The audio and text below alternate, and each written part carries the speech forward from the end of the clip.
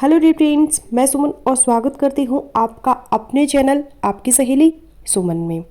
आज की वीडियो में हम इस चीज़ पर बात करेंगे कि जल्दी प्रेगनेंसी कंसीव करने के लिए रिलेशन बनाते वक्त मेल का जो स्पर्म है वो बाहर क्यों निकलता है और उसको बच्चेदानी के मुंह तक कैसे पहुंचाना है। महिला के अंदर जो एग रिलीज होता है, जो अंडा निकलता है, वो फैलोपियन ट्यूब में मौजूद रहता है पहले पहल और स्पर्म के आने का इंतजार करता है वहां पे, ताकि स्पर्म वहां पे आए, अंडे के साथ मिले, अंडे को फर्टिलाइज करे और प्रेगनेंसी कंसीव हो जाए। अब हस्बैंड के स्पर्म को एग तक कैसे पहुंचाया जाए ताकि जल्दी गर्भ ठहर जाए, यही तरीका डिस्कस करेंगे आज की इस वीडियो में। और अगर आप इस तरीके को फॉलो कर लेते हैं तो 1 ही महीने में गर्भ ठहर सकता है। तो आज की वीडियो में हम इस चीज पर बात करेंगे कि जल्दी प्रेगनेंसी कंसीव करने के लिए रिलेशन बनाते वक्त मेल का जो शुक्राणु है वो बाहर क्यों निकलता है और उसको बच्चेदानी के मुंह तक कैसे पहुंचाना है ताकि वहां से स्पर्म बच्चेदानी के मुंह के अंदर एंटर हो और फैलोपियन ट्यूब तक पहुंचे और एग से मिले और फर्टिलाइजेशन हो जाए और प्रेगनेंसी कंसीव हो जाए। तो ऐसा करने के लिए बहुत ही इंपॉर्टेंट टिप्स मैं इस वीडियो में आपके साथ शेयर करूंगी, जो अगर आप फॉलो करेंगे तो प्रेगनेंसी जरूर ठहरेगी और जल्दी ठहरेगी। सबसे पहले तो ये जाने कि रिलेशन के बाद बच्चेदानी से डिस्चार्ज बाहर क्यों निकल जाता है। क्या इसमें कोई परेशानी की बात है? क्या अगर ऐसा होता है आपके साथ भी तो क्या आपको प्रेगनेंसी कंसीव नहीं होगी, गर्भ नहीं रहेगा? तो बिल्कुल भी परेशान नहीं होना।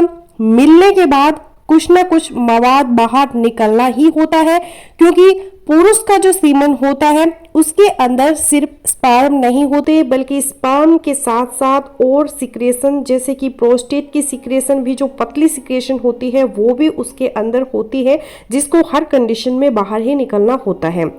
तो उसके अंदर जो जिंदा शुक्राणु होते हैं जिन्हें स्पर्म्स कहते हैं, वही आगे जा ट्रैवल करते हैं और बच्चेदानी के मुंह के अंदर से एंटर होकर आगे तक पहुंचते हैं और प्रेगनेंसी कंसीव होती है उसकी वजह से।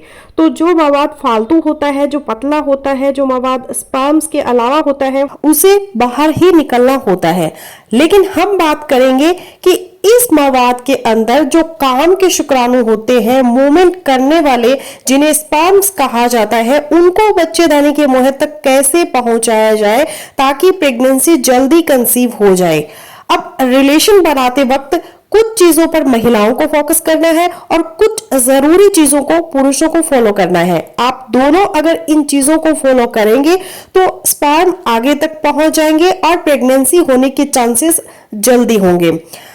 पहले अगर हस्बैंड के बारे में बात करें तो अगर आपके स्पर्म में पावर होगी तो तभी स्पर्म आगे की तरफ जाएगा। इसका क्या मतलब है? तो बहुत ही पते की बात मैं आपको बताने जा रही हूं।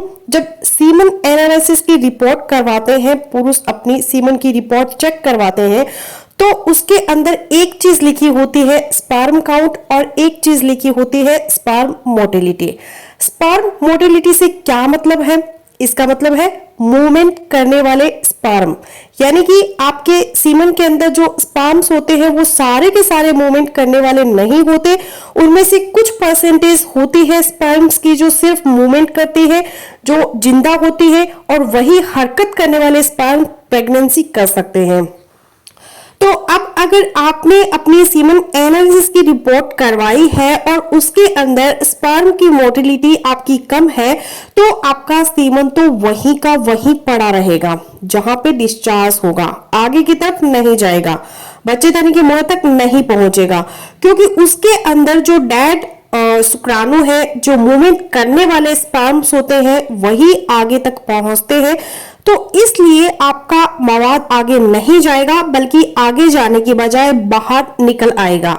अब यहाँ पे एक चीज और फोकस करने वाली है, जो हरकत करने वाले मोटाइल स्पर्म्स होते हैं पुरुष के डिस्चार्ज के अंदर, उसमें से भी आगे कैटेगरीज होती है उन स्पर्म्स की, हरकत करने वालों की। कुछ स्पर्म्स ऐसे होते हैं जो जहां पर गिरे हैं वहीं पड़े पड़े हरकत करते हैं, गोल गोल घूमते रहते हैं, और कुछ ऐसे होते हैं जो साइनों पे थोड़ा बहुत मूवमेंट करते हैं।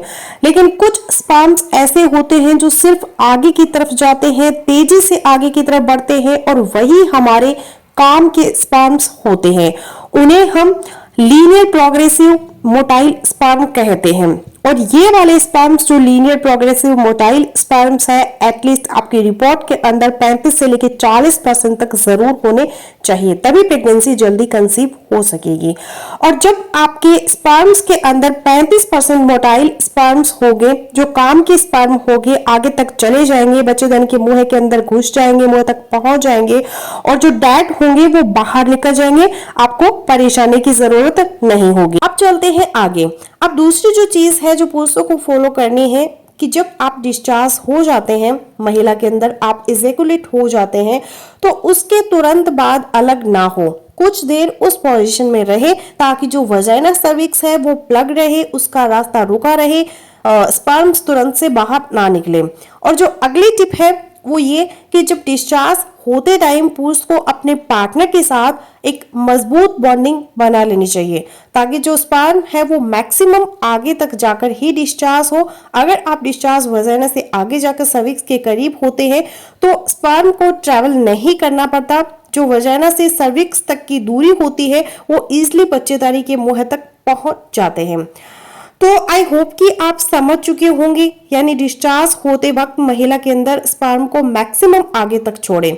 अब नेक्स्ट इंपॉर्टेंट चीज है पुरुषों के लिए, वह यह है कि ताकि आपके स्पर्म जल्दी बच्चेदानी के मुंह तक पहुंच जाए, कि आप अपने पार्टनर के साथ एक दिन छोड़कर एक दिन इंटरकोर्स करें, क्योंकि जब एक दिन छोड़कर एक दिन इंटरकोर्स करेंगे तो आपके स्पर्म का काउंट भी ज्यादा अवेलेबल होगा।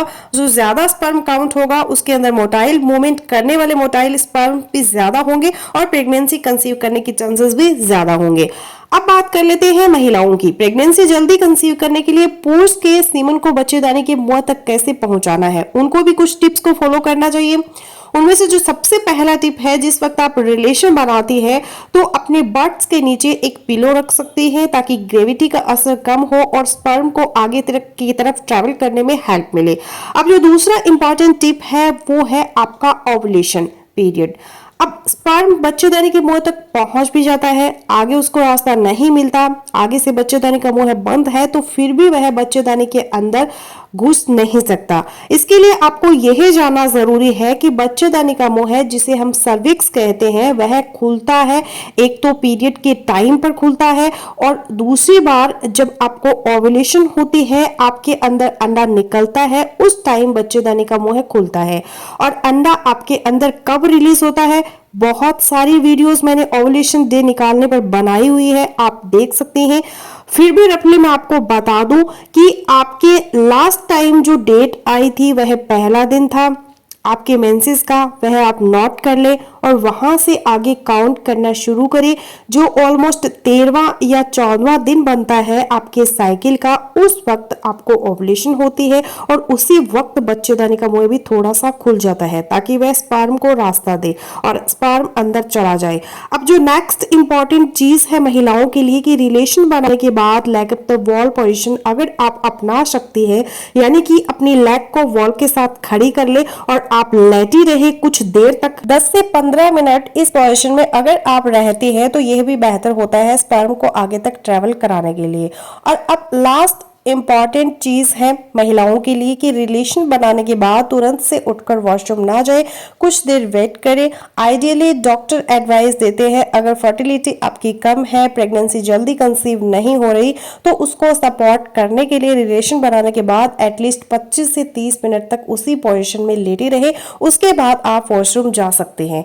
तो यह तो थे कुछ तरीके जिनको आप फॉलो करके स्पर्म्स को बच्चेदानी के मुंह तक पहुंचा सकते हैं और जल्दी प्रेगनेंसी कंसीव हो सकती है। तो फ्रेंड्स बस यही था आज का वीडियो। आई होपफुली मेरा आज का वीडियो आप लोगों के लिए यूजफुल रहेगा। सो मिलती हूँ नेक्स्ट वीडियो में, तब तक के लिए बाय बाय।